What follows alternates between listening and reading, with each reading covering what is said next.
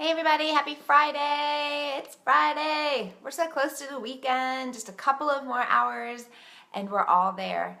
I don't know about your weekend, but our weekend is spent with football and soccer on Friday night, soccer on Saturday, and then of course it's Mother's Day on Sunday, which is why over the next 2 days I'm going to be going really heavy into motherhood and just some things that I know over the last 14 years that I have learned that I still struggle with.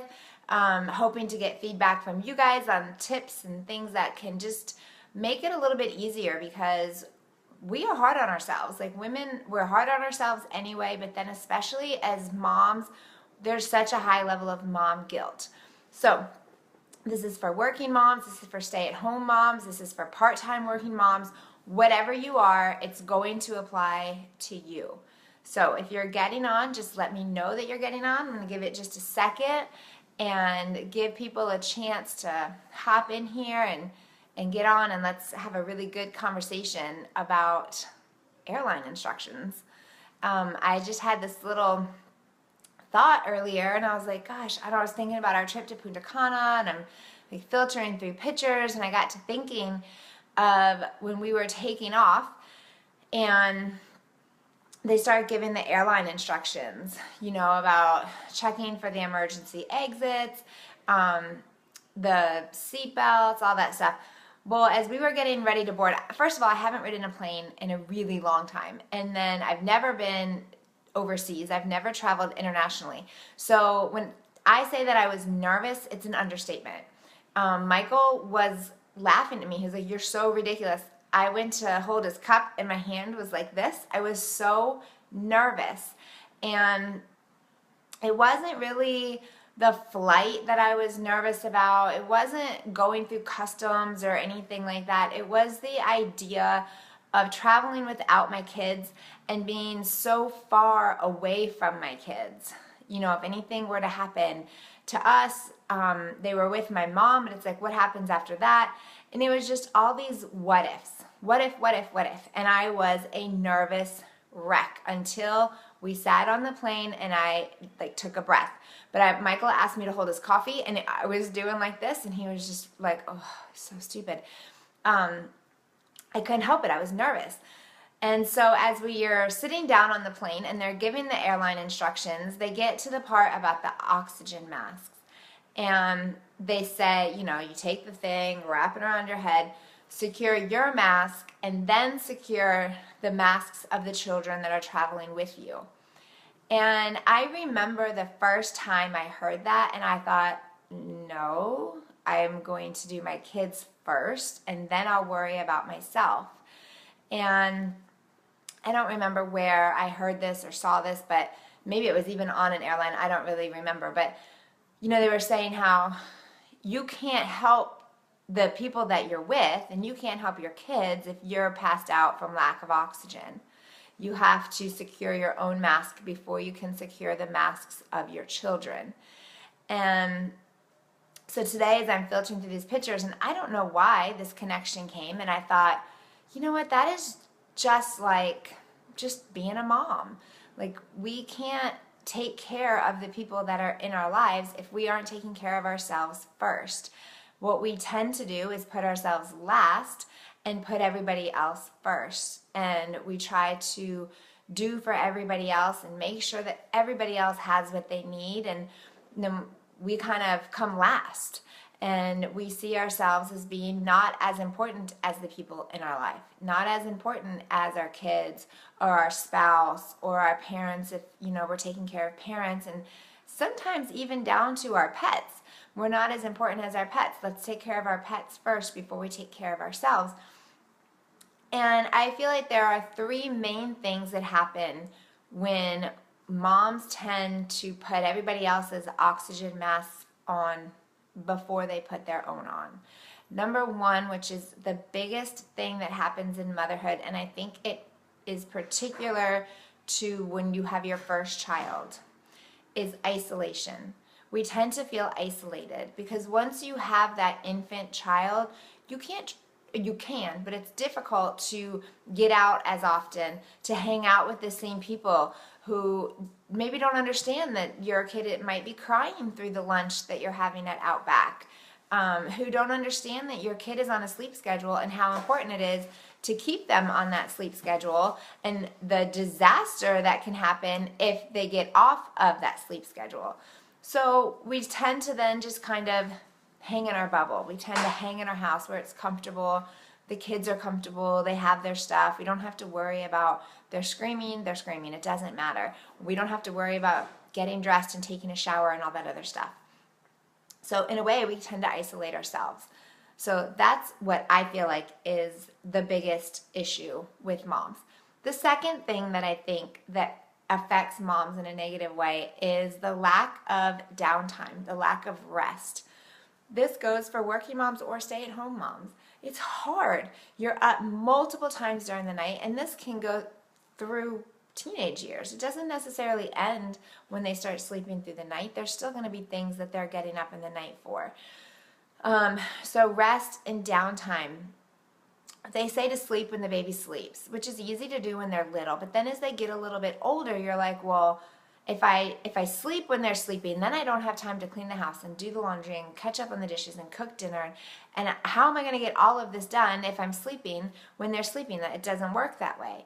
And so we tend to just sort of let that slide by, and we kind of go through the first couple of years of our children's lives like zombies.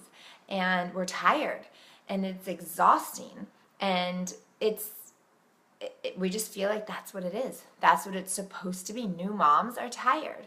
Old moms are tired. It doesn't really matter how old your kids are. As they get older, they stay up later. Their whole functioning switches. So then they want to stay up later and sleep in. But we can't sleep in because we have jobs. We have things that we have to do.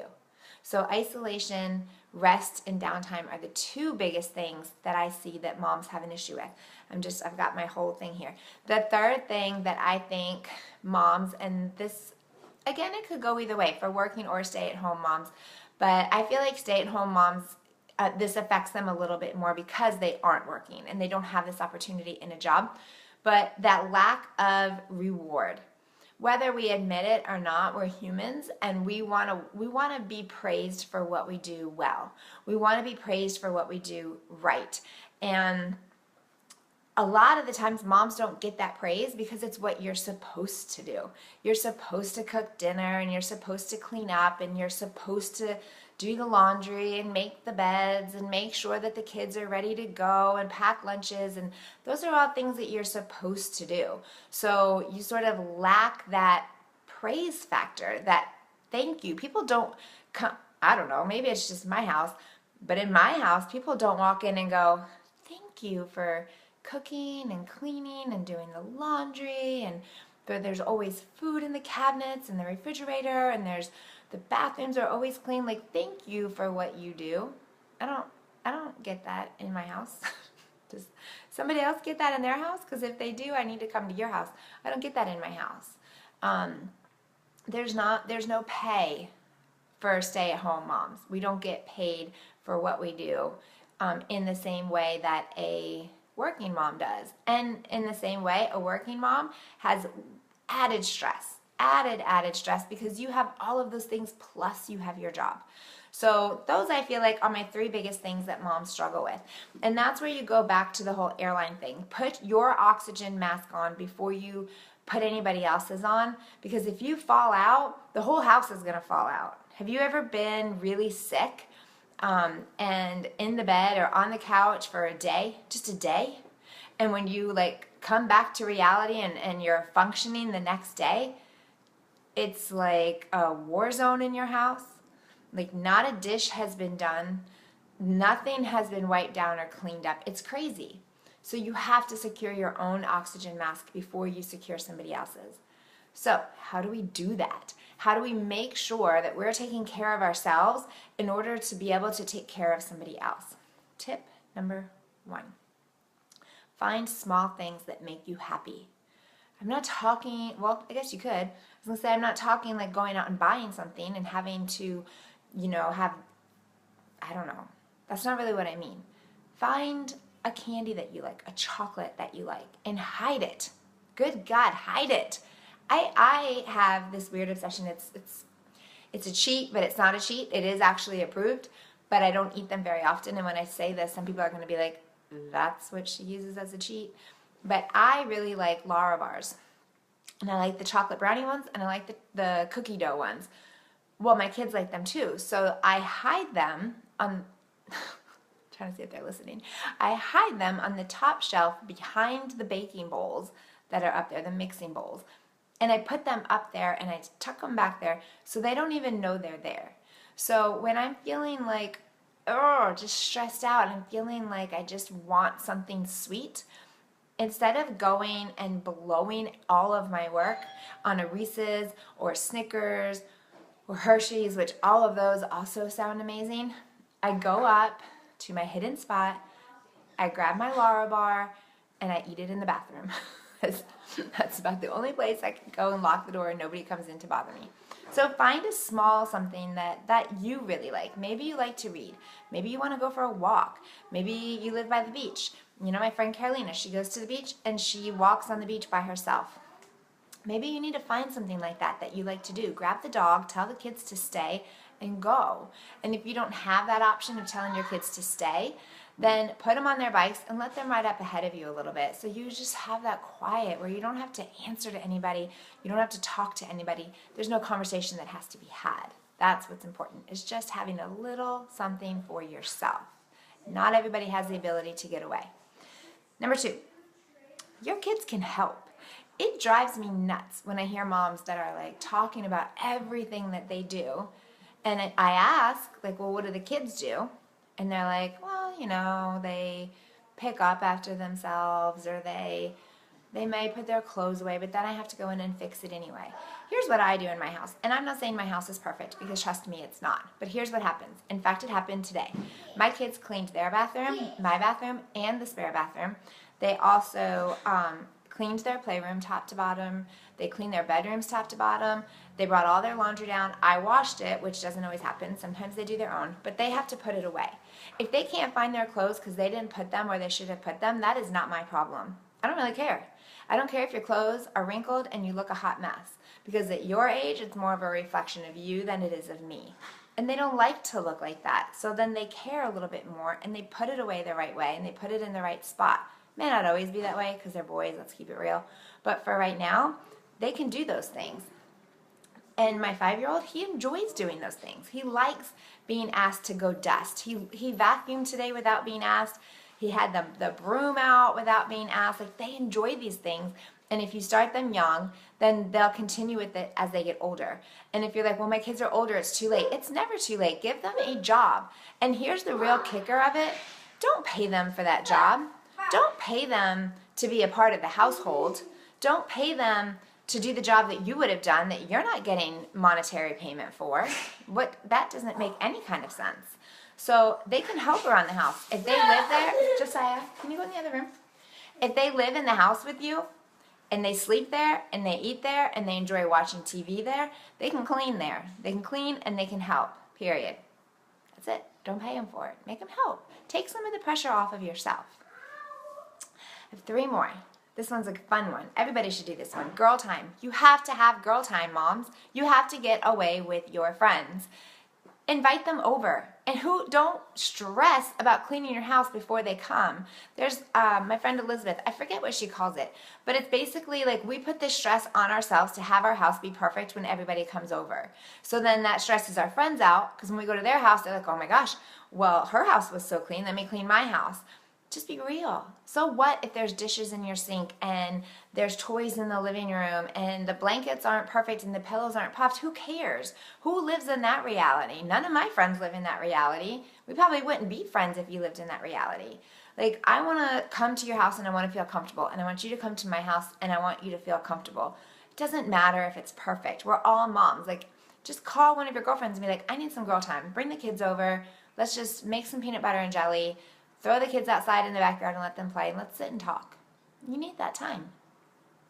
The last 2 things are super important. Number 1 is sleep. You have to get enough sleep. Put the kids to bed earlier, put them down for quiet time, and you rest. You have to get enough sleep. I know it's so hard and it's so cliche, but it has to happen.